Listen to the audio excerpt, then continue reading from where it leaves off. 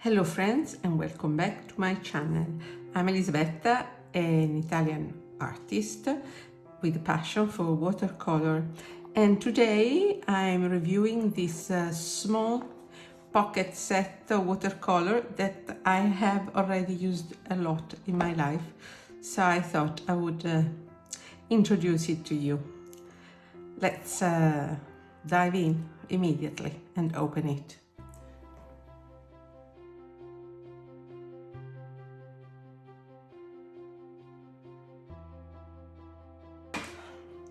This is a set that I keep in my kitchen, so while I'm cooking, I'm also sometimes sketching. I have a studio where I keep my main palette, but this is a small palette, a small set that I like to have around the house for quick sketches. It doesn't say much except that it is made, oh, my cat is arriving, ciao ciao gattino, and it's made in Shanghai at Aowin Art Materials. Most of the words are in Chinese, so I wouldn't understand it. It's Paul Rubens brand, and there is a scheme, a color chart, but there is no information about the pigments, but there is a code number, so through the code number I could research it online and find the pigments. So it is not new, absolutely. This is the color chart that I keep it inside. As you see, it's absolutely cute and lovely. It's super small. I keep it in this box so that it's better stored, because you see it's so lovely with these little gems. I must say that you shouldn't buy a watercolor set for the cuteness of the box, but this is absolutely adorable. And this is inside. What can I tell you about the inside? There are some pros and some cons. The pros is that you get 24 colors in a very small space. It stays in my palm, in the palm of my hand, and it has some cons, obviously. First of all, the colors are very close together and they contaminate very easily, especially in the beginning. So that when you start painting, you see it re-wets so easily that it's easy to contaminate the colors that are next to each other. Also, this is not a mixing space because this is paper, so you need to have a small separate palette, and I keep a very small plastic separate palette in my kitchen. In a bag I have all I need for painting. I have some small travel brush, and I have a small tiny palette, but you cannot use this as a mixing space, which is really a shame. That would be perfect if this was a mixing space. I have not tried actually, but it's really paper, so I'm afraid to ruin it. Also, on the back, it's like a cosmetic box, and you get more information here about the code numbers. It's quite compact, so it's perfect to keep it in a corner of your house, or also on the go, provided you have a small separate mixing space, but there are better travel sets, I think. The quantity of the paint is not much. It's not a half pan. I think it's a quarter of a pan. And you see, for instance, some colors I have already reached the bottom. So I don't think I will refill this because it doesn't have the mixing space. But I will definitely use it until each color is finished. Okay, let's swatch it, friends. Great. I love this swatching phase, so I'm always smiling when this starts. I have grabbed some coffee and I'm all set. First color is PY3 Permanent Lemon Yellow. It's Hansa yellow. It's a very transparent, clean yellow.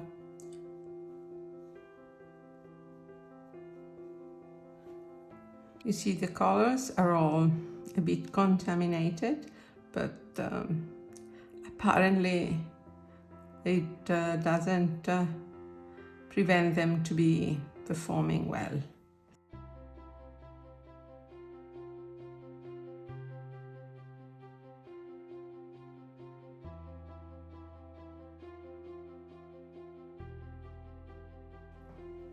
This is transparent medium yellow, which is two pigments, PY83 and PY110, and it's a warm, lovely yellow. And I use this. You see the colors that I use the most, you can almost see the bottom, and yellows are colors that I use very much. Look at this. Almost finished. It's a sign that it's a beautiful color for me. Then we have another warm yellow, which is Indian yellow. Now here it's polluted with some purple, so the brownish in mustard can derive from that. I'll try to clean it. And let's go on. But actually it's a very warm yellow, and you see there is an orangey undertone. Not the brownish was coming from the purple, I think, but it's very beautiful. It's different from this. For me, that I personally use a lot of yellows. It's good to have two warm yellows because I like the idea of having them, and I use them both, as you see. Now, you might notice that they both use this PY83, which is a yellow pigment that I don't see very often. I have never met. I know that Old Holland uses it, but in my collection of Old Holland, I don't think I have it. And it is Diary Light Yellow. According to handprint, this is a very light, fast, and for me is very beautiful pigment, and with very dark shady mustard. And I'm happy that I have this pigment that is quite rare because I like it a lot and I use it a lot. And this is one of the advantages of this little set, the beautiful yellows. We go on with PO73. This is permanent orange red, and it is PO73, an orangey red or a reddish orange. It's a pyrrole orange, another form of pyrrole orange. I also have PO71, which is also very nice. I prefer that one, it's more transparent. And if I'm not wrong, it's also a pyrrole red. I have it from my Mary and Winsor & Newton. But this is PO73. You see, I don't use it very much. It's a bit, I don't know, it's a bit artificial for me. Then we have this Chinese red, which is a warmer red, the warmest red that we have. Still not so warm, I find. It's a very nice mixing red, I find. Quite transparent.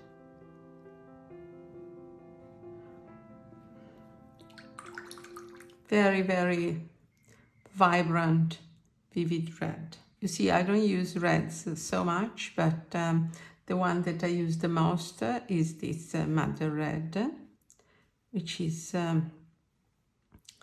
sort of alizarin crimson, PR 177 being one of them. common replacements for alizarin crimson, but unfortunately not so light fast. But because I use this small set in the kitchen, in my sketchbook, I'll show you later. Maybe it's acceptable for me that the light fastness is not perfect. Look at how pretty it is, this. And it is a single pigment as well. Have you noticed that almost all of them are single pigments?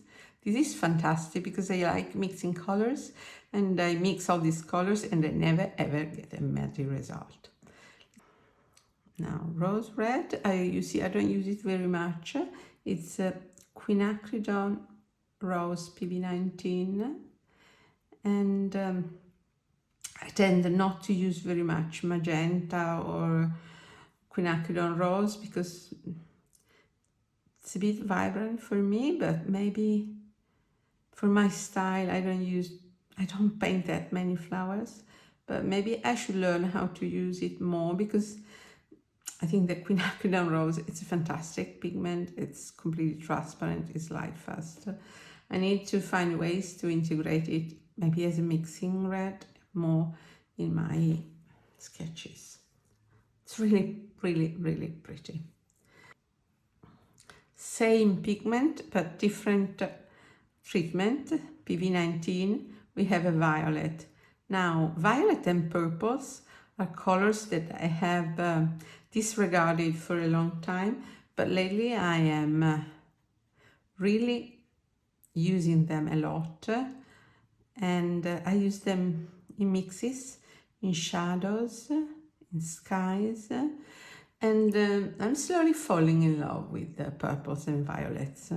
This is a reddish shade of violet, being PV19, and it's very nice.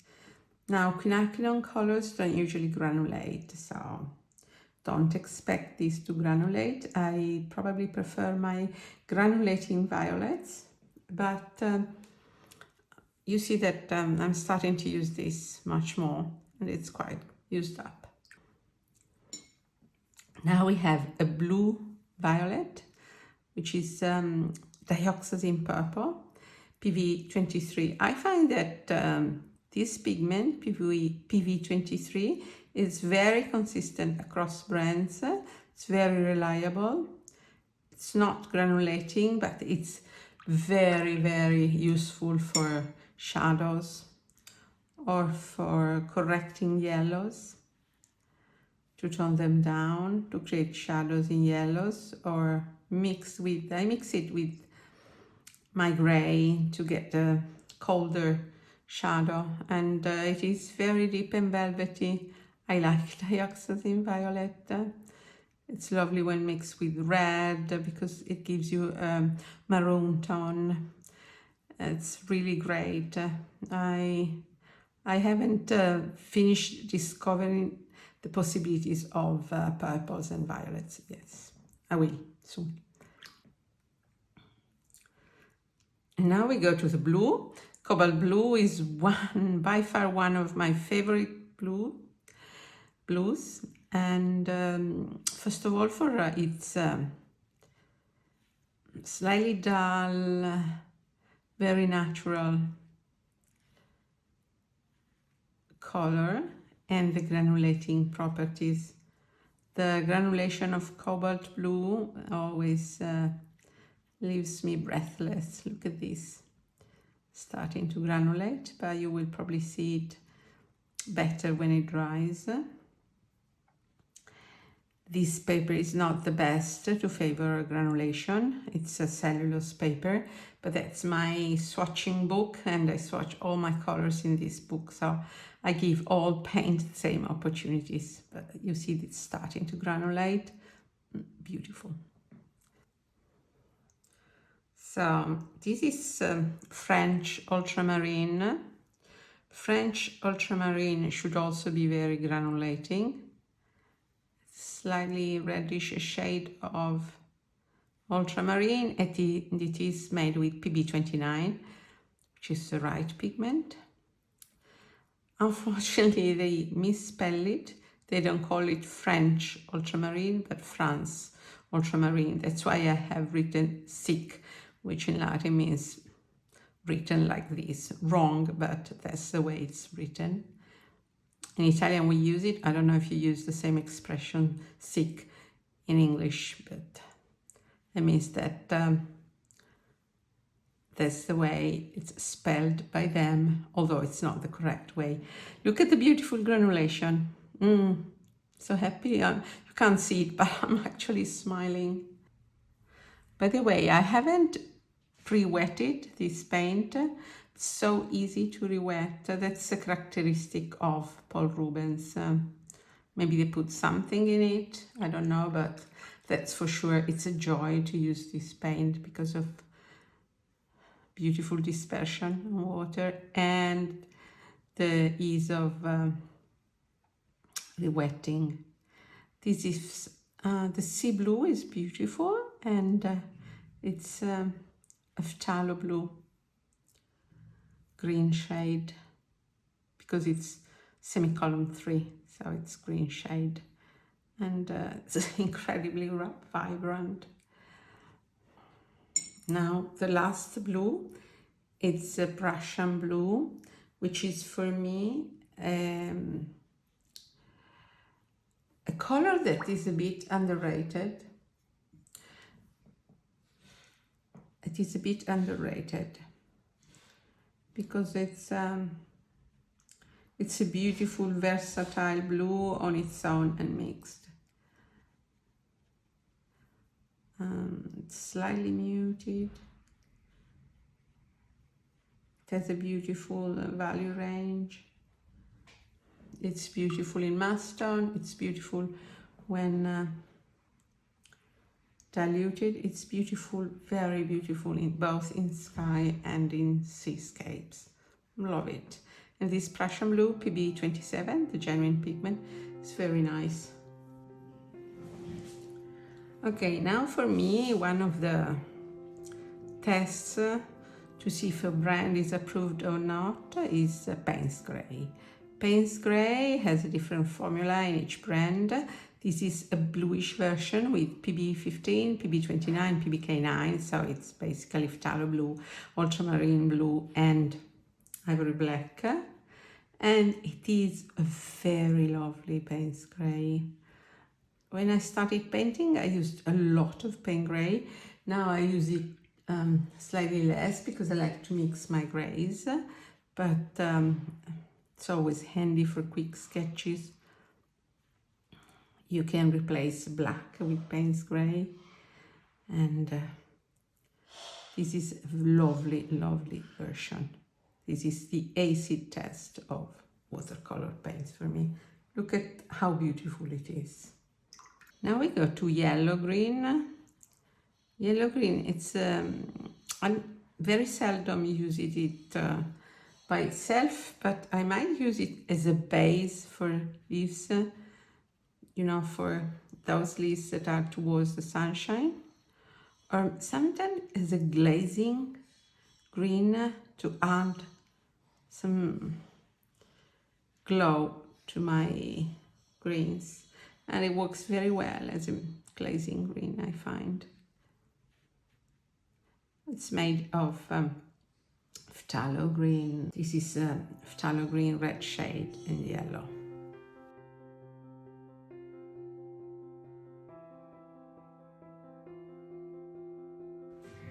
Then we have this tree green. Okay, this tree green is one of the lovely greens that Paul Rubens makes. It's a convenience green, but it's a lovely one. It's made with PG7, which is phthalo green, PY3 Ansa yellow, Indian red, or red iron oxide, PR101, and white. Once again, I don't see white in this color, but there probably is some, and it's really lovely, both in mass tone and diluted. You can still correct it with a touch of red. It doesn't get muddy. I do it all the time, or a touch of sienna. Then what they call hooker's green, and it's actually chromium oxide. This is very different from chromium oxide green that I have in other brands. I'm not sure if there is a mistake or if it is the treatment, but for sure my PG17 is much more opaque in other brands and duller. It's much more muted. This is not muted at all, and it's very beautiful. It's very beautiful. I use it for as a darker green, but I doubt it is PG17. In any case, it's very nice. And then we have phthalo green. The color you see, phthalo green, it's almost untouched. It's not a color that I use very much, phthalo green, although in seascapes is nice, and also as a mixing base. If you only have one green and you have this, you can always desaturate it with some brown or some red and turn it to a more yellowish, earthy tone, which are the tones that I use. But it's very pure, it's very nice actually. Now this is the color that I have used the most, which is Mars Yellow. It is the only color that I have not succeeded in finding the pigment, although as the name says, I'm sure it is PY42, and it's not an yellow ochre. The pigment is the same, but it's more a transparent yellow oxide. I use it very much because it's quite weak, very transparent, but it's nice to use and to mix. It's a nice alternative to yellow ochre. There is no yellow ochre in this palette, but this Mars Yellow is quite nice. It's much weaker, so you need to use several layers. It has a dry shift, goes even weaker once dry. Then we have this Pozzuoli Red Ochre, which I tend not to use because it looks very opaque on the palettes, and actually it's not opaque. It's a transparent version of PR101, and I must force myself to use it more. It's a lovely brick color. It's very transparent. It's not an English red. It's a red ochre. And I think that Pozzuoli, which is a small city near Naples, is a source of the pigment, hopefully.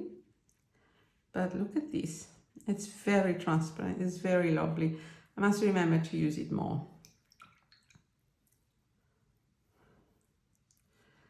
Then one of my favorite colors, and it is amber. It's made with PBR7. Unfortunately, it's slightly polluted by green.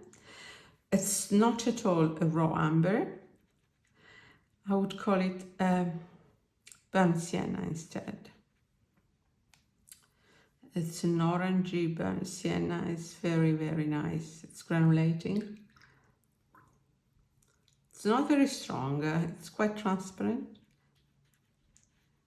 It's slightly weak. That's maybe why also I had to dig in the color to get more pigment. But it's a nice hue, very orangey, very warm, very transparent. And PBR7, you know, it's very light fast. Then we have what they call burnt sienna. Not much used. I tend to use more the so-called amber. And this is not a burnt sienna. For me, this is a burnt amber. Because it's a brown, absolutely. So often Paul Rubens gets slightly confused in names. And especially in earthy tones, they They're often confused, but still a lovely color. It's a brown. It's a burnt amber, absolutely. Not a burnt sienna, but it's lovely. Then they have this color that they call burnt brown. I have used it a lot as a darker. I use it as a darker. I think it's a raw amber. I use it for soil, and I mix it a lot with purple or blue to get a dark instead of Payne's gray or black. It's a very cold, dark brown, and I use this a lot. I use it pure, and I use it in mixes to get darks. Then I have coal black, not very dark black.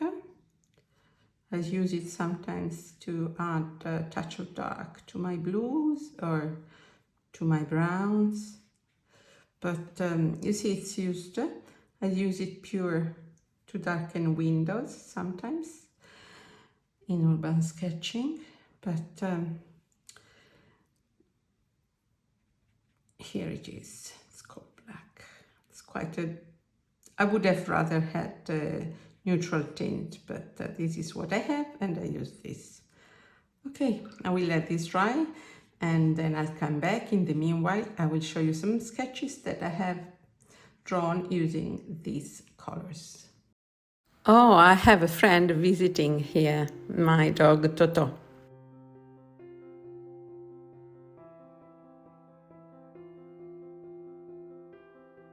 This is the sketchbook that I keep in my kitchen. It's 1264 by Fabriano. It's very nice because it has a 25% cotton content, so I can still play with it without fear of making mistakes, because it's still it has a good price point, but it's performing quite nicely. I'll show you some of the sketches. These are mostly challenges that I find on Instagram. You see that the earthy tones, the yellows, and also the sky, there is nice contrast. I think this is quite lovely, and you can see how well you can mix colors to get new hues without getting a muddy result. I love food illustration. This is also a color, this dark maroon, that I have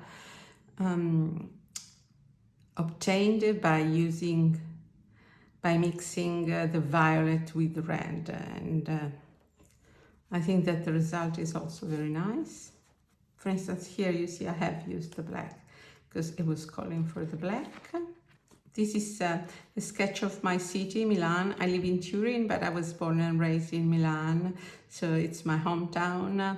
And this is a street where I have lived for a long time, Corso Sempione, with an old newspaper kiosk. They are disappearing. I was buying the paper. I remember Sunday mornings, I used to get up, buy the paper, go back to bed and finish reading it, especially in the winter. It was fantastic. And it's very lively, it's very crowded with the old streetcars. It's a lovely place, and I tried to capture the light of a spring afternoon. You see the lovely bright colors in the ground and the nice greens. I like Paul Rubens because it's vibrant, but you can still desaturate it and you don't get muddy. This is me reading a book that I have read lately. Look at how nice the earth colors are. I'm in Italian, the expression topo di biblioteca, which literally translates as library mouse, stands for a bookworm, but painting a bookworm is not very attractive, so I painted myself as a little library mouse, which I was since I was very little, always reading. This is also not a challenge from Instagram, and this is drawn from the film Emma. You see the skin tones, I use those, I used to mix the Mother Red, the alizarin crimson, with this Mars yellow, and I think that the skin tone that you get is very natural, very nice. I add a touch of green and for shadows, but I really like the skin tone that you can mix with that yellow, Mars yellow. This is also an art challenge. Look at how vibrant the yellows are, and also how well you can mix the colors. I like the earth tones. You can water them down, you can use them concentrated.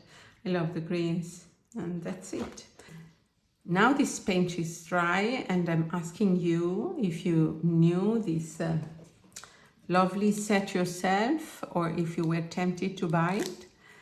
And what's your experience with Paul Rubens? I've always had a positive, very positive experience with Paul Rubens, especially for the price point. And there are often very interesting special offers, coupons. So if you have the patience to wait for the good moment, you can buy it at a very small price. Let's look at the range now. I must say that I have painted for quite a few months with it now, and I'm very happy. There is not a color that, maybe indigo I'm missing. This may be one emerald green that I could give up, but at the end of the day you need an emerald green. Also for mixing gray sometimes with the Mother Red or the Rose Red. These two would make a lovely gray together. And I like all these colors. There is not one color that I don't like, except for the permanent orange red, which, as have you seen, it's untouched. I love using single pigments oranges, but this orange for me, it's a bit dull. It's a stupid orange. I wish I had a PO71, a transparent orange, or a burnt quinacridone orange. I prefer to mix my oranges in this set, but it's very well balanced. There are warm and cool reds. There is one cool yellow, two warm, beautiful yellows, two violets, one blue, one red, the basic blue, cobalt, phthalo, French, Prussian. So it's so professional, it's so very well thought. There is nothing exciting, it's a standard basic set, but there is everything you need. The greens are very lovely, the convenience greens. This Hooker's single pigment green, although probably is wrong, the pigment, it's also very beautiful green. The earth tones also have wrong names, absolutely wrong names, but are lovely. I must say that the dry shift, there is some dry shift after they dry, but in this case, I would say that they're so pigmented that the performance is still good. So there is an S missing here. There is an S missing, mistake. I hate misspelling. And so what I can say is that I recommend this small set. If you have, for instance, holiday home or home for weekends, or maybe you have, like me, a little corner in the kitchen and you don't want to take up too much space, this is absolutely lovely. Get yourself a small, I have this small plastic mixing space. It's more than enough for me. Or maybe you can invent something to glue here, and I'm quite happy with it. I'm reaching out to this all the time, and I can say it was a good experience, a perfect purchase. Now all I can say is that I really thank you for watching this video with me. If you have liked it, as usual, you can give me a thumb up or a thumb down if you didn't. And for those that are new to the channel, it would maybe interesting for you to subscribe so that you don't miss my next videos. Regularly upload new videos about watercolor paint, my reviews, my honest reviews, because I basically buy all my supplies. And ciao from Italy. I'll stay in touch with you, and I'm waiting for your feedback, comments. Ciao, ciao.